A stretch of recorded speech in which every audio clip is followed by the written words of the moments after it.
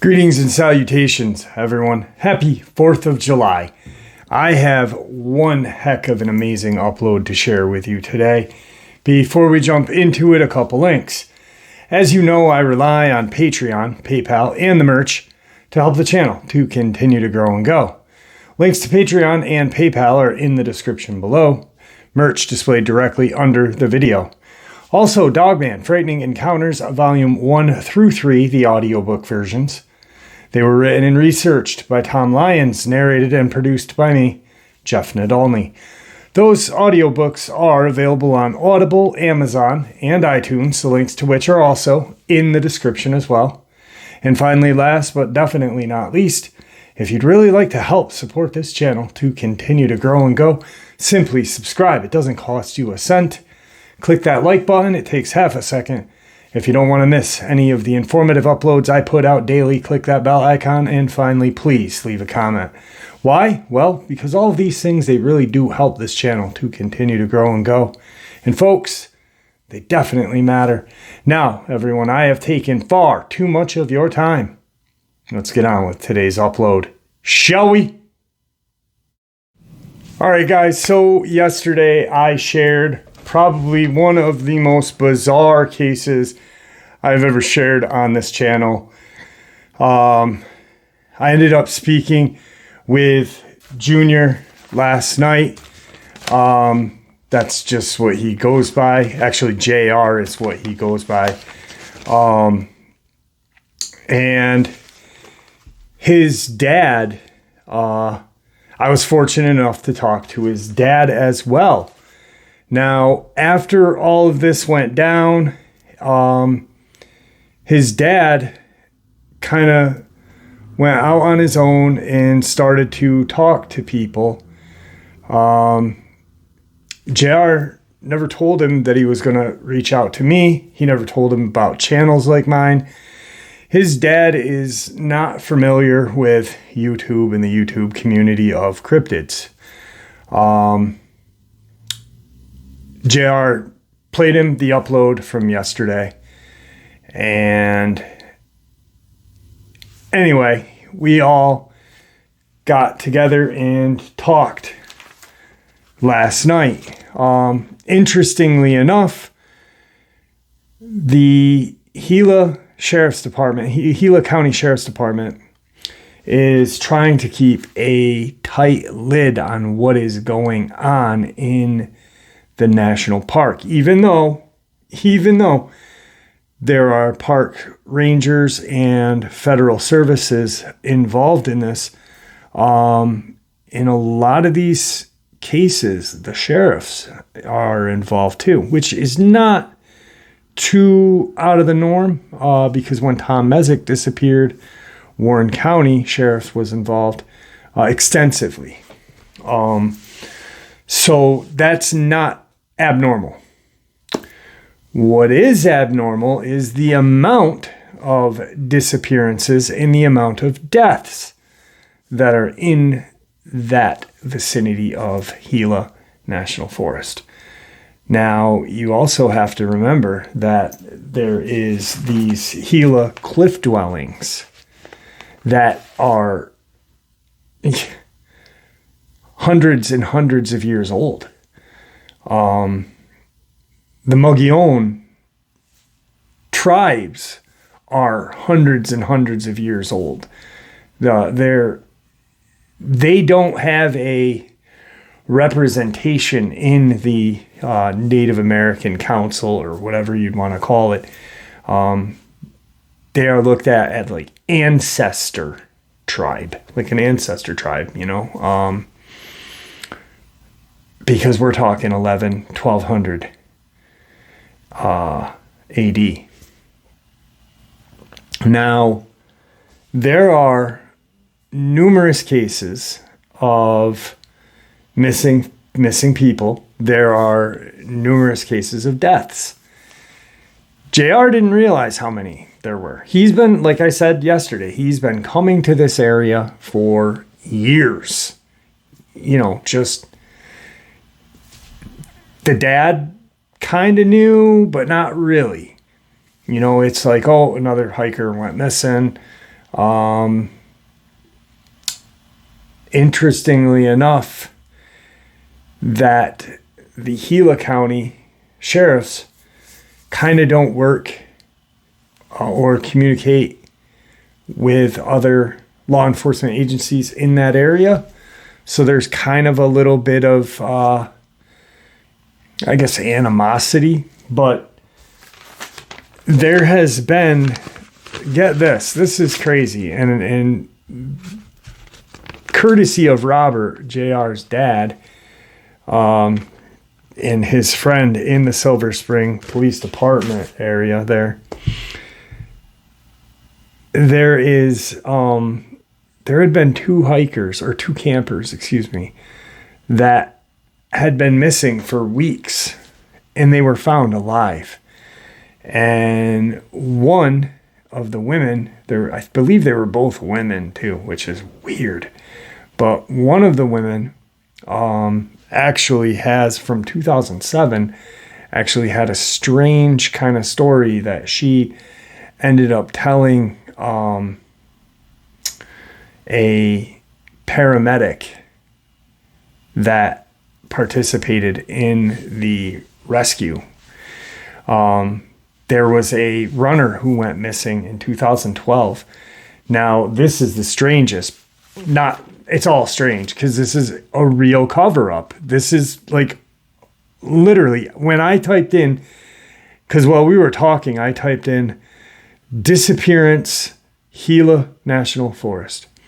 And I'm talking page after page after page, and not the same person, not the same case. Because, you know, when you Google something and, you know, it'll be maybe 6 pages or 6 articles of the same, and then whatever.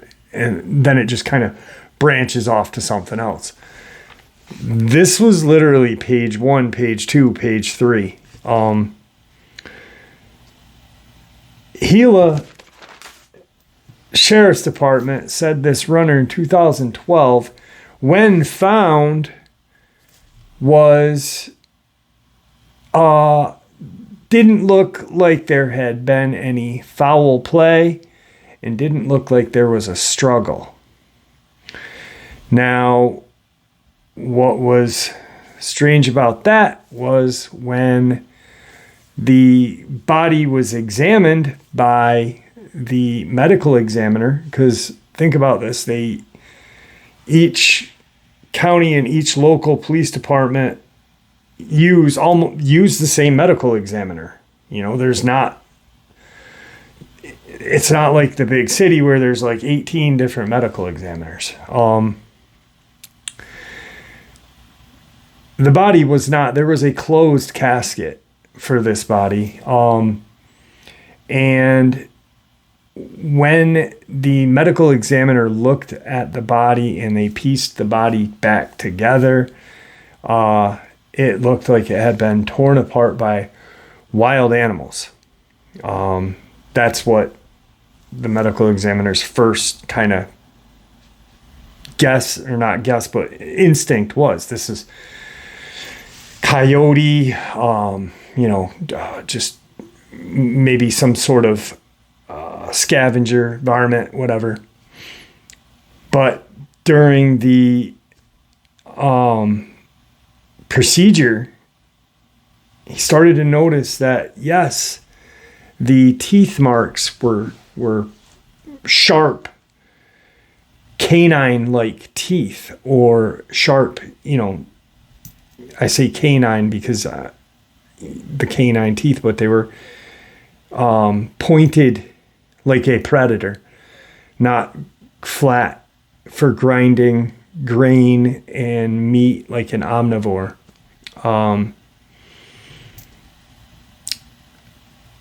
The bite marks were very similar to that of a human being. No muzzle, no nothing, but the teeth were different. Smaller bite mark than a human. Teeth were jagged and sharp. And Bob goes, after I hear this from my buddy in the police department, who's now retired, Bob's, he said, I'm thinking that's what JR saw. Maybe this runner got, ambushed by one of these creatures that JR saw.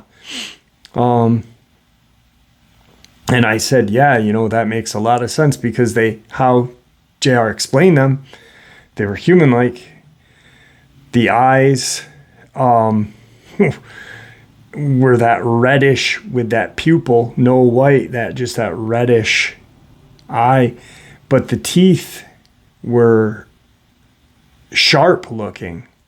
And it was just weird that in the news article, it said no struggle and no foul play. Well, if he had died of natural causes, why would they put in the article it didn't appear that there was a struggle? They would just say it looked like he had died of natural causes, exhaustion, hyperthermia, overheating or major cold. So none of that made sense. And he's like, yeah, I really think that, this could be the work of those things. Bob, after the holiday, he's going up to the cliff dwellings, and he's going to take some pictures for us of the cave art in there. And I said, that is awesome. Thank you. Because I did look online, and there's some weird kind of humanoid cave art in the Gila cliff dwellings. Now, that's one, right? The camper in 2007, the brothers, how it went, I guess she was camping with her brothers or something. The search was called off. They thought she had, done it. And that, after a long period of time, that's what they do. They end up finding her weeks later, and she's alive, and she has a story to tell. This is per Bob Sr., his retired police officer's friend, who worked with a park ranger. I guess she, in her tale of what occurred while out there, thought she was hallucinating because she kept seeing these small packs of wolves, like 3, 4, 5, no larger than 3 or 4 or 5, just packs of wolves. Small packs is what I was told. But they were running bipedally, and she thought she was hallucinating. They didn't mess with her, but she could see them. For whatever reason, they didn't mess with her. They didn't go up into her location where she was found, which was really strange. And so there's more evidence of a Dogman pack in the vicinity of Gila National Forest. Whatever these strange cave-dwelling creatures, I don't even, I'm assuming they are cave-dwelling because of how they dragged that Dogman into the cave, but I don't know. It was in the daytime, so they can't be light sensitive, too much. Maybe very subtle light sensitive, but So you've got a body that's torn apart that the news makes some really strange, in my research that I've done, and I'm no expert, I've just, looked at a bunch of these weird cases of animal attacks and stuff like that. And if it is a legit case, the wording is different. There should have been no reason to mention struggle or no reason to mention foul play. It would have been cut and dry. Runner found after a couple of days. Runner was dead of hyperthermia, which is heat exhaustion, which supposedly the husband, wife, and child and dog out in California 2 years ago died of, which we know was not true. And then this lady seeing this small pack of bipedal canine running around. And like she had told this park ranger that was on the scene during her search and rescue and a paramedic, that they were running bipedally. Like, she thought she was hallucinating, but she wasn't. So it makes no sense. You've got information from a police officer, a park ranger, and a paramedic. While she was telling this story of the wolves, she was rambling as she's getting taken out of this national forest. Guys, the Gila National Forest is a really strange place. I mean, we already know New Mexico is a strange place anyway. Dulce, Teos,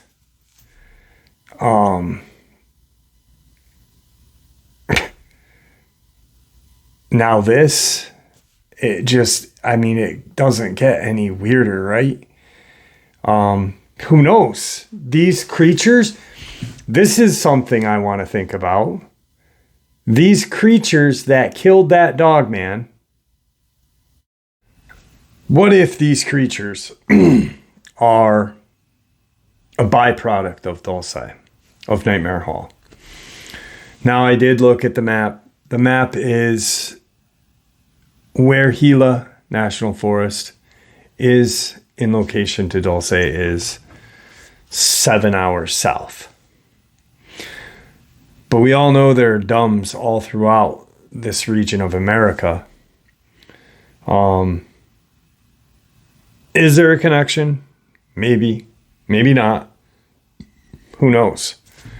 I just found that strange after thinking about all this, that, how bizarre this region is. You have this almost ancient tribe that built these cave dwellings 700 years ago, 800 years ago, that are still, they're still solid. How did they carve this area out, which is truly amazing? And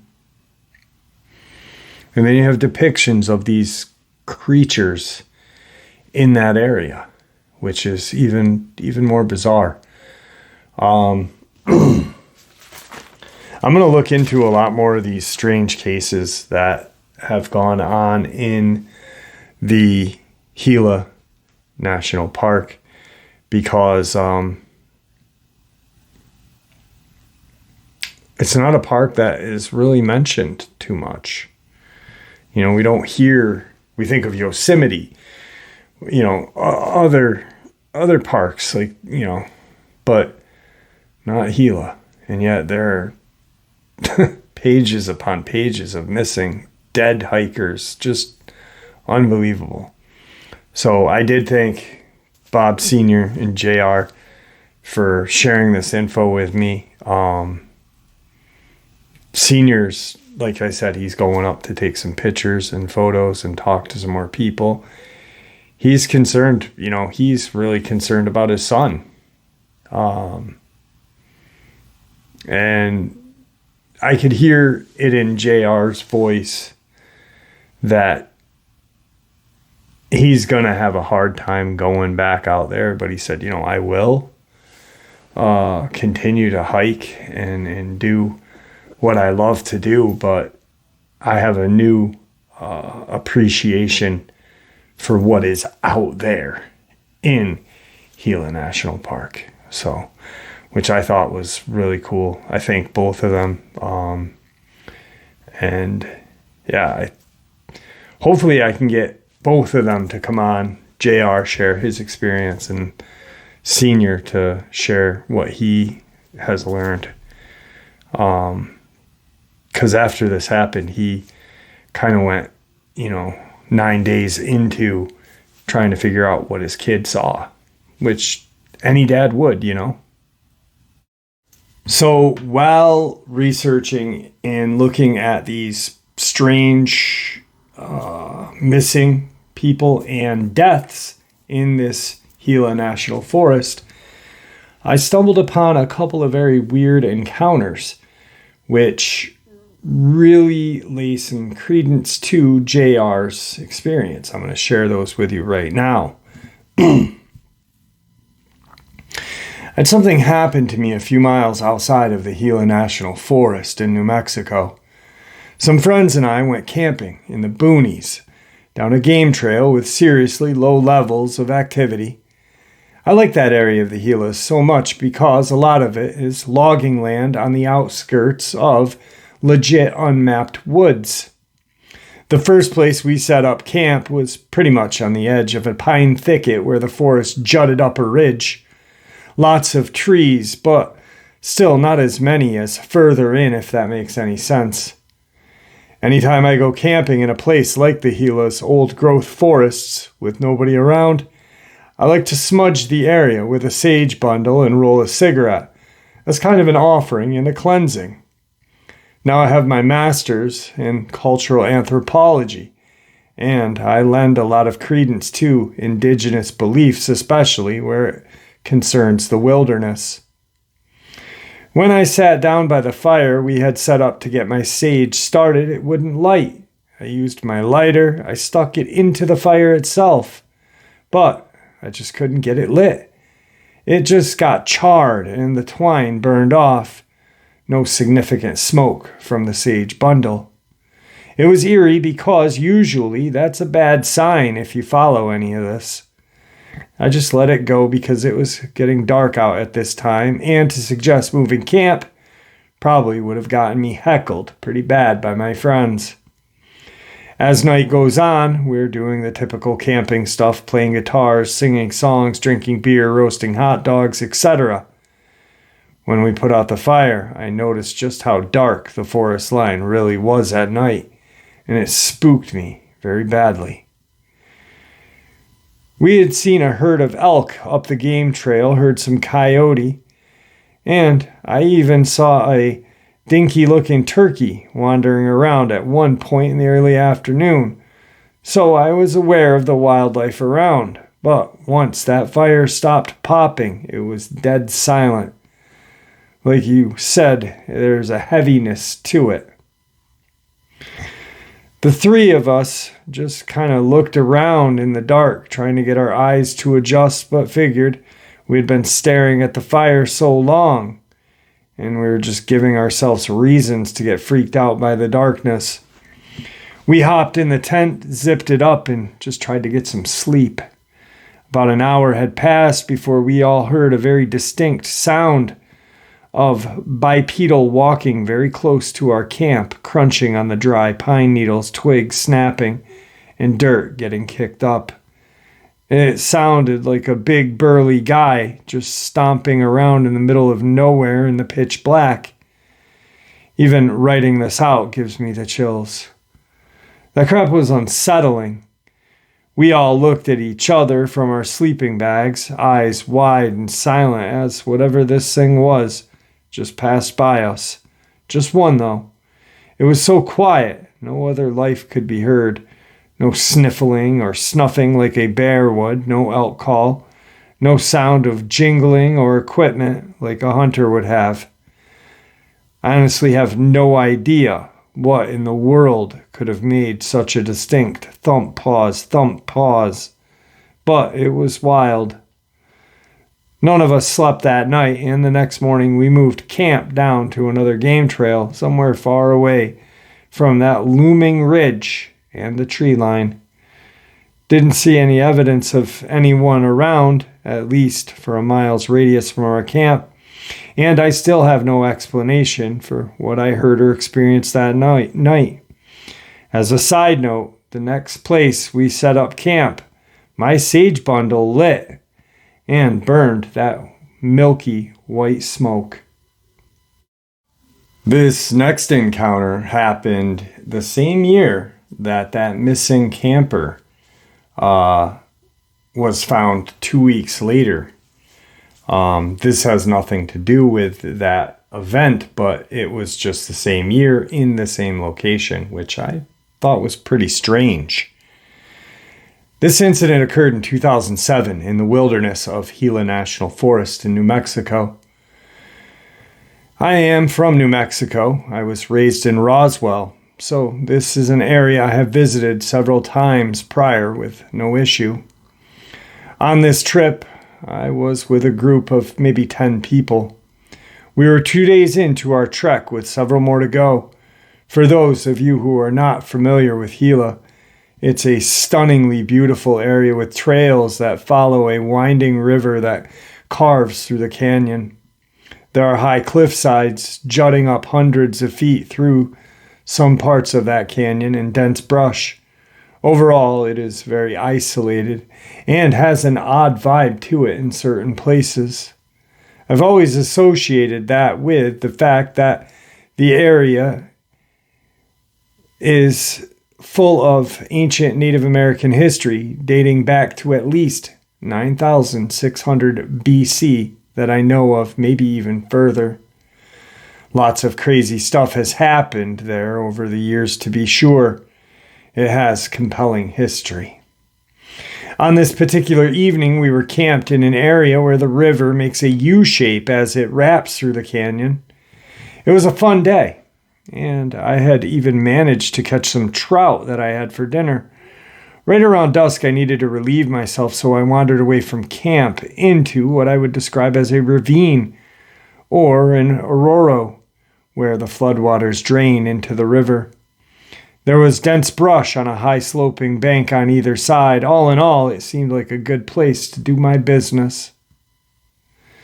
I'd made my way to the ravine, and thinking back on it, I walked an unreasonable distance from camp, which I found strange, as if I kept walking almost absent-mindedly, or was drawn further in, which is not my norm.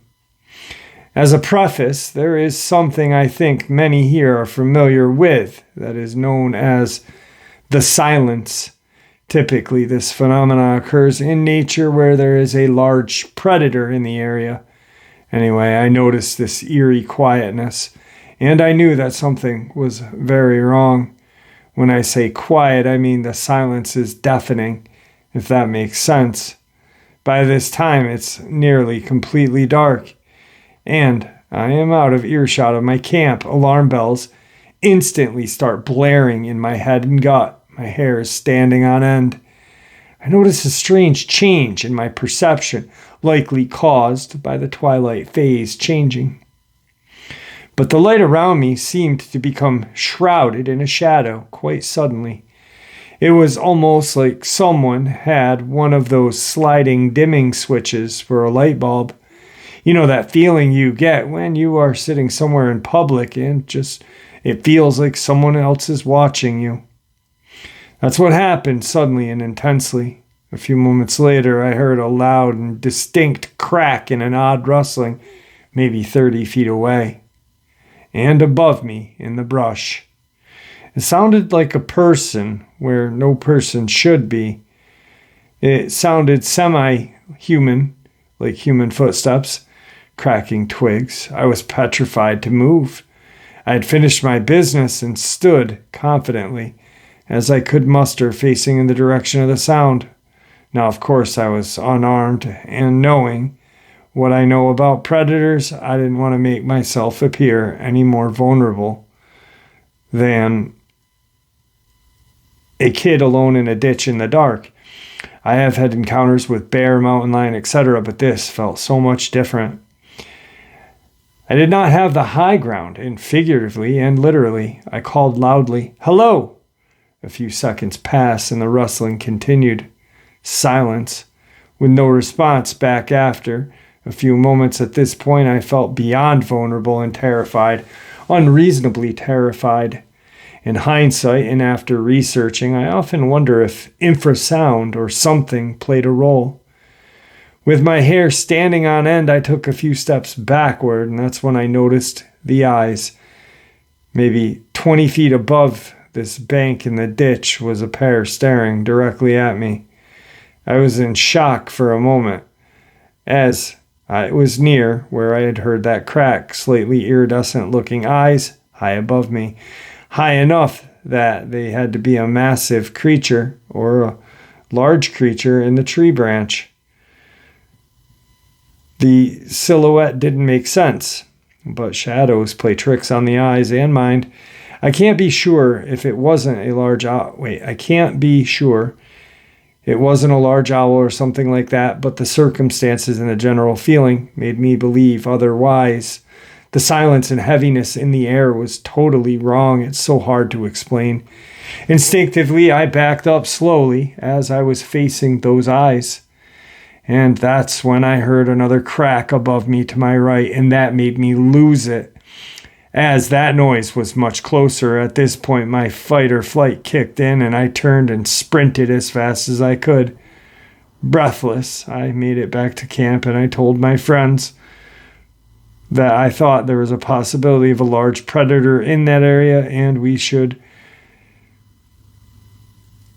make sure we use our bear bag and take precautions. Thinking back on it, I think it could very well have been a mountain lion or a bear, but who knows? One thing I know for certain is I felt like I was in absolute danger, and all of my alarm bells were going off. And screaming, "Get out of here." It still freaks me out all these years later. The shade of that memory is always in the back of my mind when I'm in the woods alone.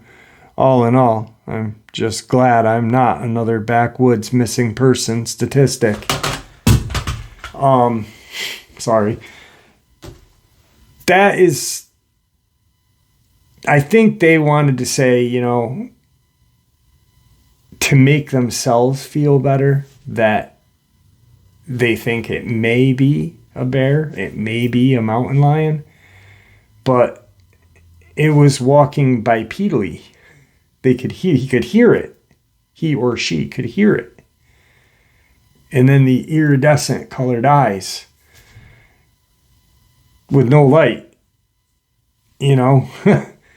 that's very strange, if I do say so myself,